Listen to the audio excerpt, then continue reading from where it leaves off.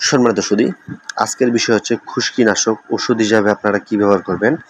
আপনারা যারা খুশকিনাশক ওষুধ হিসাবে আপনারা যে ওষুধটি ব্যবহার করতে যাচ্ছেন সেটা কি ওষুধ, অবশ্যই আমার ভিডিওতে আপনারা দেখতে পাচ্ছেন যে এটি একটি হচ্ছে একটা শ্যাম্পু জাতীয় একটি ওষুধ ওডিসি।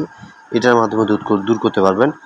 আগে জেনে নেওয়া যাক যে খুশকি মাথার চেনার উপায় কি। যেমন মাথা হতে চামড়া ওঠার নাম হচ্ছে খুশকি, যা দেখতে ছোট আঁশের ন্যায় সাদা। সাধারণত চিরুনি দিয়ে কিন্তু মাথা আঁচড়াইবার সময় চিরুনি হতে যে আঁশে থাকে এক প্রকার সাদা বর্ণের, সেটা কিন্তু খুশকি আমরা বলে থাকি, যা এক প্রকার ফাঙ্গাস দ্বারা সৃষ্ট। এই খুশকি আক্রান্ত ব্যক্তির যদি চিরুনি কেউ ব্যবহার করে থাকে সেক্ষেত্রে কিন্তু তারও হতে পারে।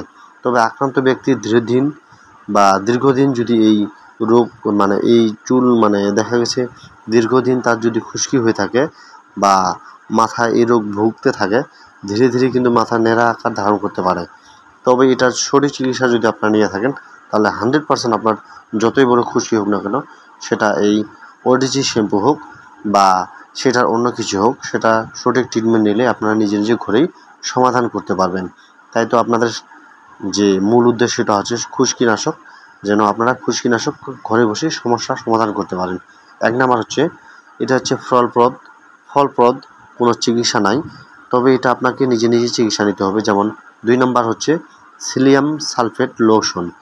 এটা হচ্ছে সিলিয়াম সালফেট লোশন, যা স্যাভলন বা ডিটল এর ব্যবহার করে থাকেন। যেমন সমপরিমাণ পানি ডেটল মাথায় যদি মালিশ করেন সেক্ষেত্রে কিন্তু এটা খুব ভালো কাজ করে। আর অনেকের ক্ষেত্রে স্যাভলন ডেটল যদি না থাকে, সেটা যদি এই ওডিসি শ্যাম্পু আপনারা সপ্তাহে দিনে 2-3 দিন পর ব্যবহার করে থাকেন, তাহলে আপনারা আপনার খুশকিকে ধ্বংস করতে পারবেন বা আপনার দেখা গেছে খুশকি নিজে নিজে দূর করতে পারবেন। আর 3 নাম্বার হচ্ছে এটার সাথে সাথে আপনাকে ক্যালসিয়ামের ওষুধ খেতে হবে। যেমন ক্যালবো, ক্যালসিয়াম ল্যাকটেট এই ধরনের ওষুধ বা স্যান্ডোকেল এই ধরনের ওষুধ একটি করে রাতে খাবেন। আর তার পাশাপাশি ভিটামিন সি, যেমন সিভিট, অ্যাসকোবেক্স, ভাস্কো, এটি অবশ্যই 2 থেকে 3টি ট্যাবলেট সকাল দুপুর সন্ধ্যা চুষে খাবেন।